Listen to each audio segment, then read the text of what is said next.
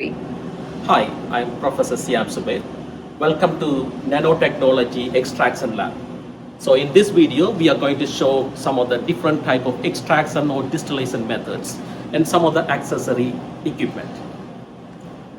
Um, in capstone projects, we have a variety of methods to do the extractions from plant materials. But one of the problems students face is which method is right. So there is no simple answers, but we will walk you through a different type of methods. Let's start with simple distillation. So this is meant to separate two miscible liquids. As you can see, this work with a very simple condenser, and eventually we get the separation. So this works with Rolle's law.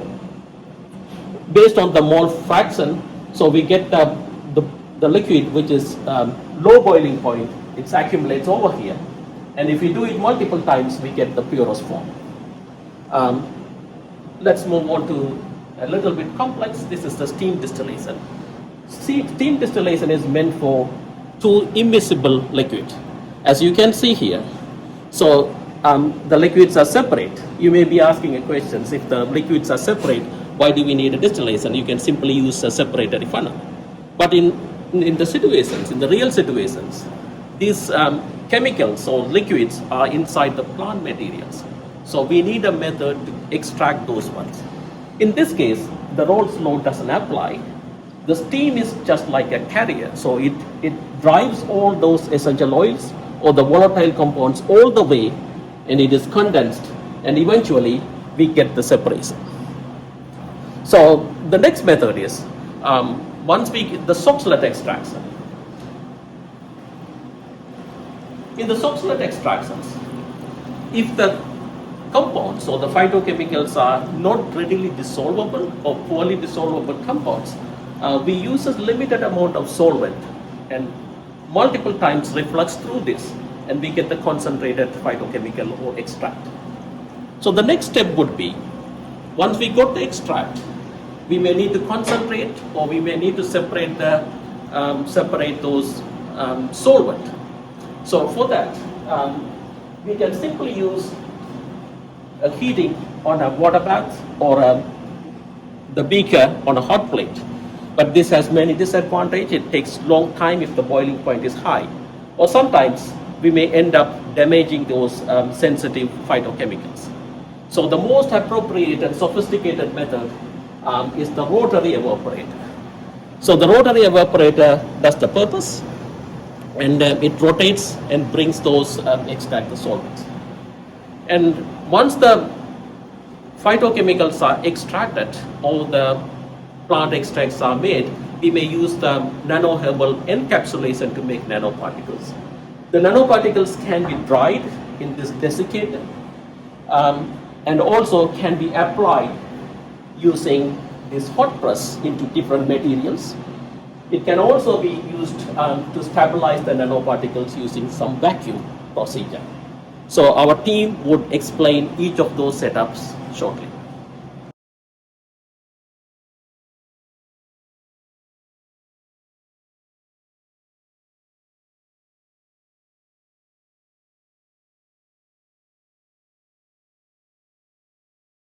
This is a simple distillation process.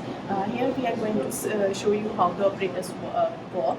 First of all, the simple distillation performed on two miscible liquids, where we are going to put the miscible liquids here, heat it up, and let's see what will happen.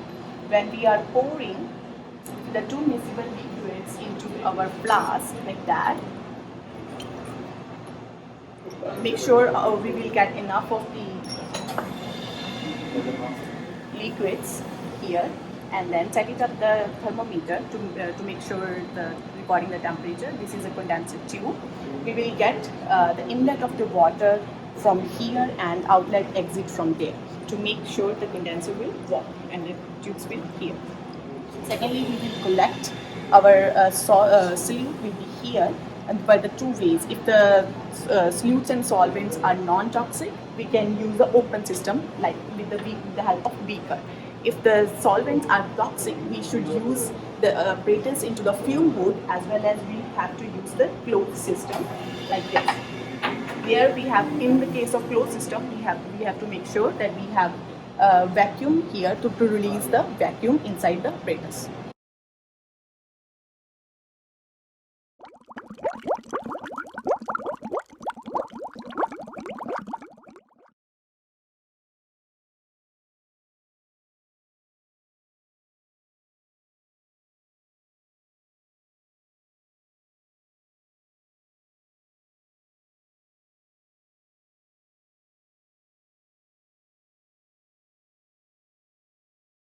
Okay, I am Muhammad Hassana, professor at Centennial College, and we are going to talk about steam distillation today.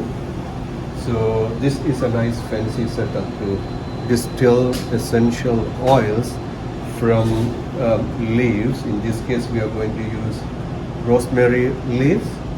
So I'm going to explain what distillation is, and then I'm going to tell you how this setup works to separate the oil component from the leaves.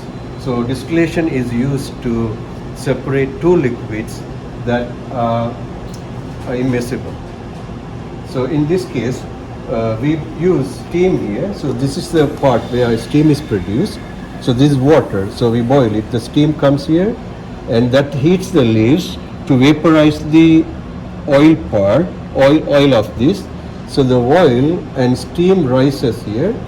When it rises here, and the water condenses back, and the oil component with the steam mixed can come here, and then that goes from this into this condenser. So there is water running here, so that the mixture is condensed. So the oil and the water is collected in this water oil separator unit. So this unit will collect water and the oil on top of it.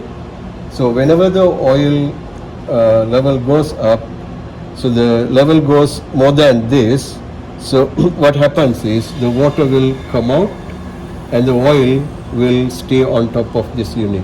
So finally we can collect the oil separately. If we talk a little bit about the steam distillation here, steam is used to produce or remove oil from here with lower temperature, because the total vapor pressure for boiling is contributed from the steam and the oil vapor. So it boils at lower temperature, so we don't decompose the essential oil, so that can be expected using this unit. Thank you very much. Hi everyone, today I'm going to talk about Soxhlet apparatus. It is specifically used for the organic compounds to extract phytochemicals. Here you can use any of the compounds in the leaf form, or you can use it in the powder form.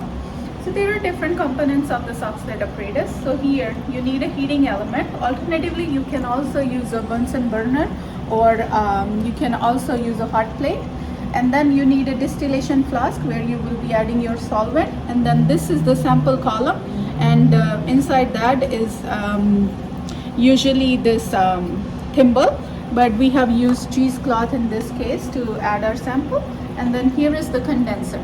To the condenser we have attached two tubings. One is the inlet source of water, and another one is the outlet source of water. We have placed solvent along with the boiling chips in the distillation flask.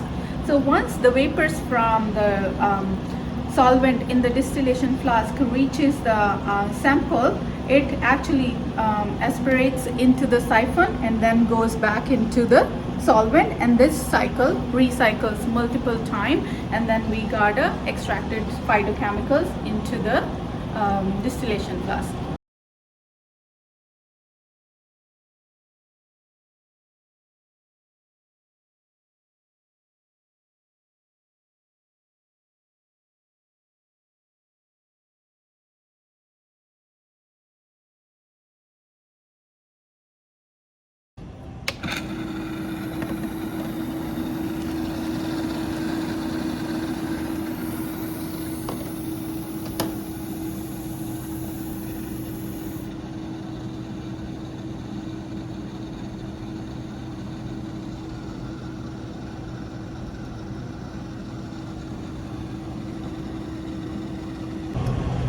let's move on to the rotary evaporator setup.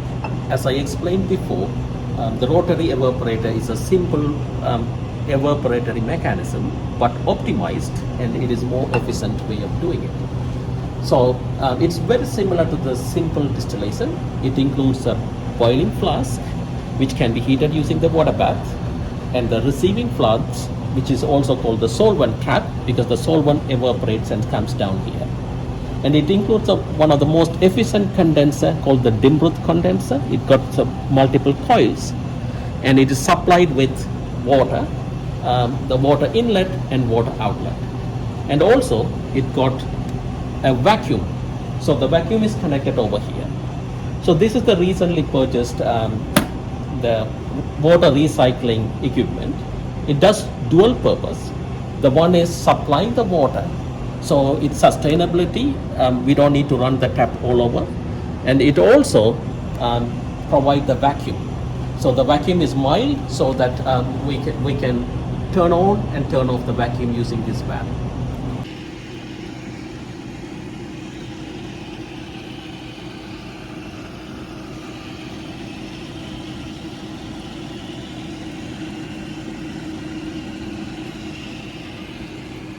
Hi, I'm Deekshana. I'm a research student, so I'll be explaining the desiccator today.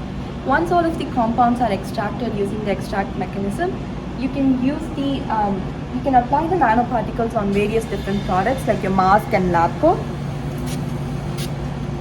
And once the application is done, you can use the desiccator to dry it out. The desiccator has a hygrometer on the door, which has silicone beads. That is the primary mechanism through which the moisture is absorbed.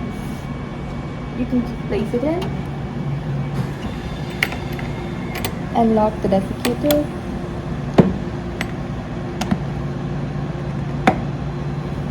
And you can leave it until it gets dry. Hi, my name is Mariam Sabri and I'm a research student. Today I'll be talking to you about this contraption here. This is called the desiccator. So, as Deekshana previously mentioned, we will now be removing the test material from the desiccator, and the next step is to take it to the hot press. This hot press is used in order to compress the nanoparticles which have been previously sprayed and dried onto the test material. So what you're going to do is place it here, and each of these panels are individually controlled from the sides here. You can set the temperature as well as the time duration. Once everything is set and your vitro conditions are established, you will then press down. And once you hear the click, that means that it has started.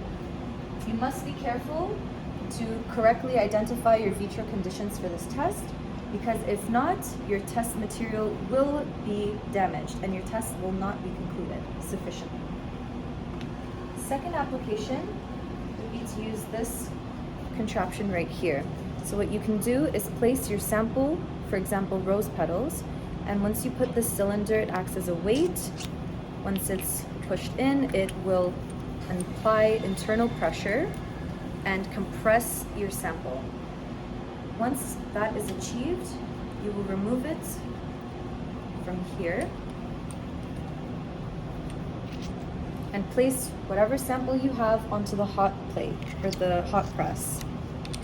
With the hot press, you will then apply exactly the same way pressure.